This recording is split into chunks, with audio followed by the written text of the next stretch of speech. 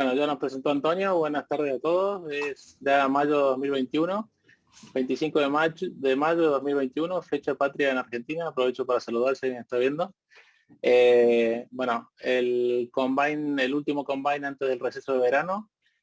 Vamos a hacer una revisión de la patología isquémica y hemorrágica del segundo trimestre, como dijo Antonio. En cuanto a patología isquémica, he elegido, bueno, 2 artículos y patología hemorrágica 1.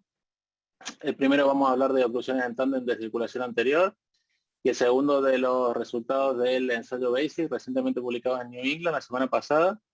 Y patología hemorrágica, un metaanálisis que salió de tratamiento endovascular de aneurismas no saculares de circulación posterior. Bueno, espera que quito esto que me está molestando un pelín, que no me veo. Que no veo esto aquí, perfecto.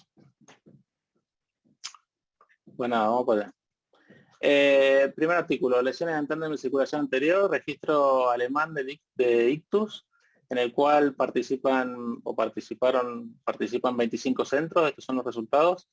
6.635 pacientes con ictus desde junio de 2015, después de que se publicaran los principales ensayos que demostraron la eficacia de la trombectomía mecánica en el tratamiento del ictus agudo, y ese diciembre de 2019 donde en la remota provincia china de Wuhan apareció el COVID para cambiarnos la vida para siempre, probablemente para siempre, ¿no?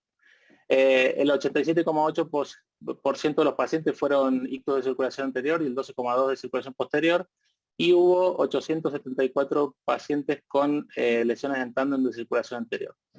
De estos pacientes, el 21,5% no recibió tratamiento de la lesión carotidia extracraneal en agudo y el 69,5% sí, con un approach de tratar primero la carótida extracraneal en el 44% de los casos y después abrir arriba, y con un approach intracraneal primero y luego la carótida extracraneal en ese 37,4% de los casos. Estas diapos son un poquito duras porque son los datos de los pacientes, las características basales, etcétera, y del procedimiento, así que hay que pasarlas. Son 3, pero son datos muy importantes. Como vemos, aquí vamos a ver pacientes en los que recibieron tratamiento en agudo de la carótida extracraneal y los que no. En los que no recibieron tratamiento, la edad fue algo más elevada, 71 años versus 68,5, y también hubo una proporción más alta de mujeres en este grupo de pacientes. Más del 85% de los pacientes en ambos grupos tenían un ranking menor o igual a 2 antes del tratamiento, y la mediana de NIH basal fue de 14 en el grupo que recibió tratamiento en agudo y de 15 en el que no recibió tratamiento. Los tiempos fueron menores en los pacientes en los cuales no se trató la carótida extracraneal, 25,5 minutos de punción al primer pase versus 30, y también de la punción a recanalización de 45 minutos en el grupo de no tratamiento versus 61. Más de la mitad de los pacientes recibieron TPA endovenoso en ambos grupos, y el aspect basal, la mediana de aspect basal fue de 8 en ambos grupos, entre 7 y 10, por lo tanto estamos hablando de pacientes que tenían una lesión establecida no muy extensa, ¿vale? El sitio de la oclusión fue carótida más cerebral media en 2/3 de los pacientes en ambos brazos, y carótida más T carotidia en 1/3 de los pacientes, y el antiagregante más comúnmente usado, sobre todo en el grupo de tratamiento, fue la aspirina en el 11,5% de los casos. El segundo es curioso, fue el tirofluvan, 7,1% en el grupo de tratamiento. Curioso porque no es una práctica por lo menos habitual en nuestro medio. Y para tratar la oclusión intracraneal se usó stent retriever en el 41% de los pacientes en los cuales se trató la carótida en agudo versus 24% de los que no. Y técnica combinada de aspiración más stent retriever en el 49,4% versus en el 45,7% de los pacientes en los que no se trató la carótida.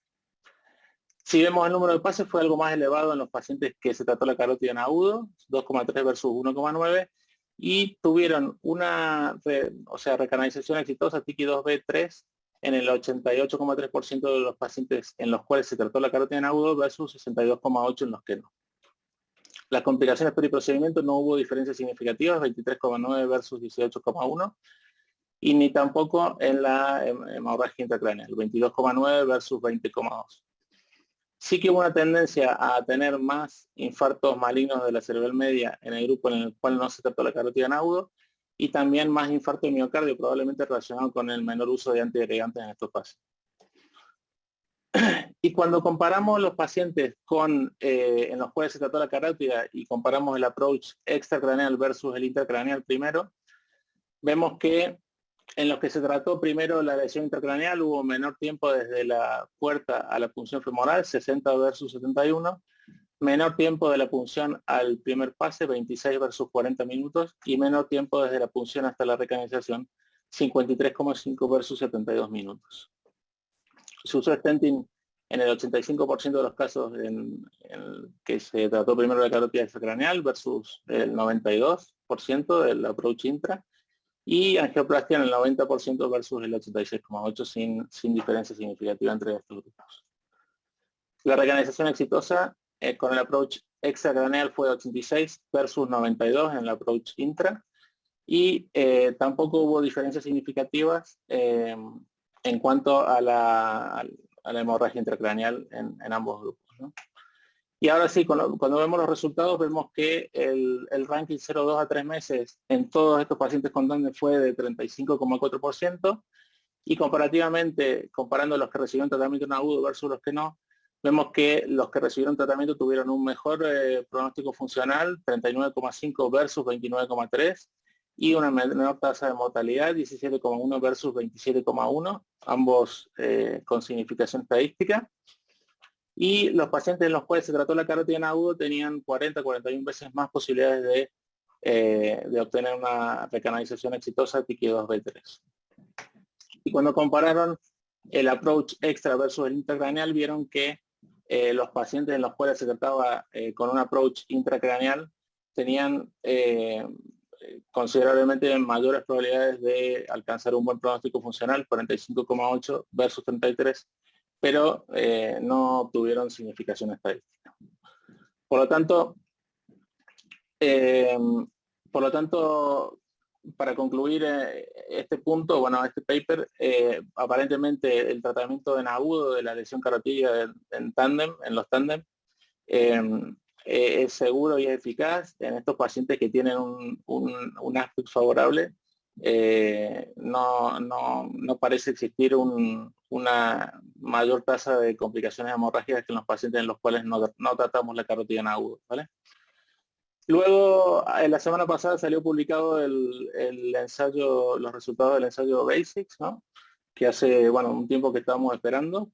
Como saben, fue, bueno, un ensayo multicéntrico, randomizado y controlado, en el cual incluyeron 300 pacientes con síntomas agudos de isquemia del territorio vértebro-basilar, con una oclusión de la arteria basilar comprobada por angiotaco o angioresonancia. Y el outcome primario fue un pronóstico funcional favorable, definido como un ranking 0,3, y los outcomes de seguridad primario fueron la hemorragia sintomática dentro de las 72 horas post tratamiento y la mortalidad 90 días. Estos fueron los outcomes clínicos secundarios, ¿no? Y que, bueno, definieron un pronóstico excelente con un ranking 0,2, el NH 24 horas, la distribución del ranking a 90 días, y esta escala de calidad de vida a 90 días que también le pasaban a los pacientes, ¿no?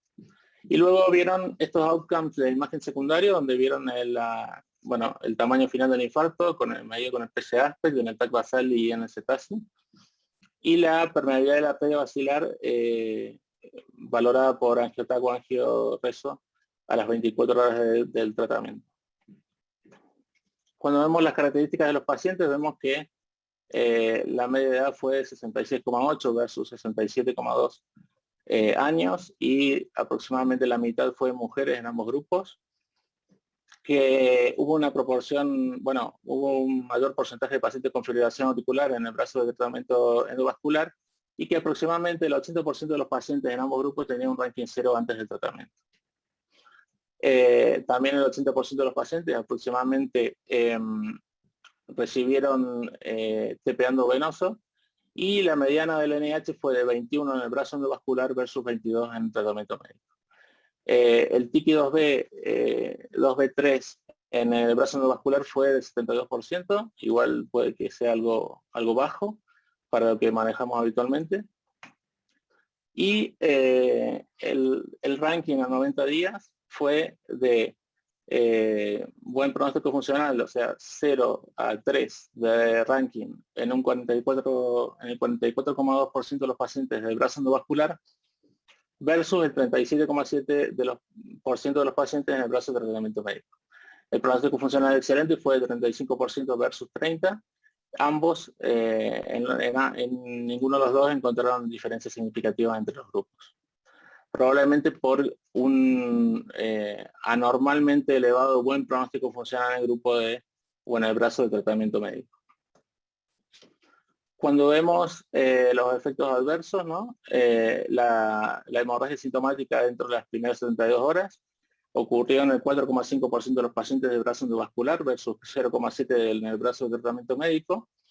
Y el resto de outcome que medía era la permeabilidad de la arteria basilar, que fue comprobada en el 84% de los pacientes de brazo endovascular versus 56% en el brazo de tratamiento médico, y el PSA a las 24 horas, que con una mediana de 8 en el TAC basal y de 9 en el CETAS.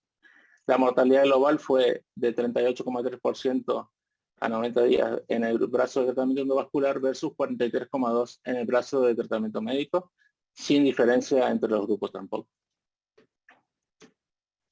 Y cuando vemos el análisis de, bueno, las tasas de riesgo para el outcome primario, en el análisis de subgrupos, vemos que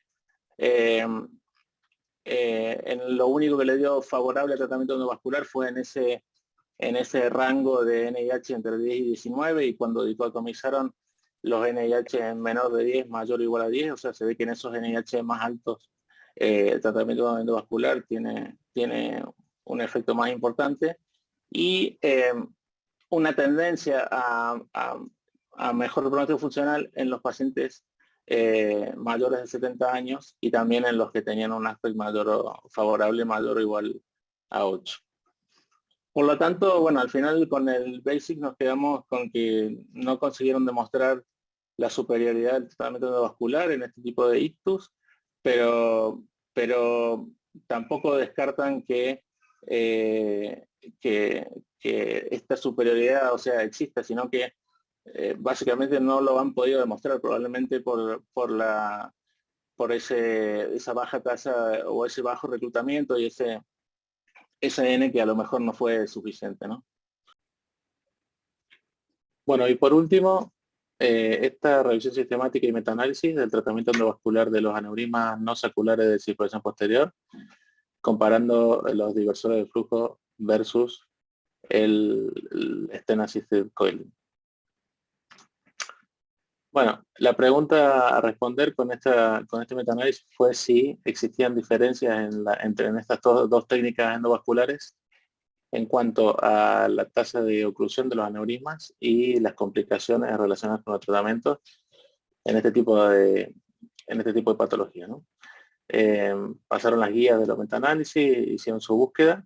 Este fue el flowchart. Al final terminan quedándose con 15 estudios observacionales retrospectivos, con un total de 430 aneurismas, en el cual 5 estudios fueron de stent más coil, un total de 128 aneurismas, con un tamaño de aneurismas de 10,37 milímetros, y 11 estudios fueron de diversores de flujo, 302 aneurismas en total, con un tamaño promedio de 11,04 milímetros. Cuando vemos las tasas de oclusión de los aneurismas, consideraban oclusión a la oclusión completa o la oclusión casi completa, vemos que en las dos técnicas en global se obtuvo un 83% de oclusión completa. Para los diversores de flujo fue el 83%, y para los más coil fue el 84%, sin diferencia significativa entre los grupos. O sea, altas tasas de oclusión con ambas técnicas. Y cuando vemos las complicaciones periprocedimiento, que son estas que aparecen en el cuadro amarillo aquí a la izquierda de la pantalla, vemos que global tuvieron un 15% de complicaciones relacionadas con con el tratamiento, 18% con los diversores de flujo y 6% con Stem+Coil, con diferencias significativas entre los grupos. Por lo tanto, en el grupo de diversores de flujo hubo más complicaciones periprocedimientos. Y cuando vemos el riesgo de ictus, o la tasa de incidencia de los ictus, vemos que en global hubo un 10% de ictus relacionados con el tratamiento, 13% en el grupo de los diversores de flujo y 5% en el grupo de Stem+Coil, también con significación estadística. Y en cuanto al resultado clínico favorable, que definían como un ranking menor de 3, se obtuvo un resultado favorable en el 90% de los pacientes, 83% en el grupo de los pacientes tratados con diversores de flujo, versus 97% en los pacientes con Stem+Coil, pero esta diferencia no fue estadísticamente significativa. Por lo tanto, concluyen que, bueno, al final es una patología con una historia natural muy mala o desfavorable, y que no hay un tratamiento estándar como con clara superioridad, pero sí que en cuanto a complicaciones y a ictus periprocedimientos, parece ser que el tratamiento es un riesgo más elevado que el tratamiento con Stem+Coil.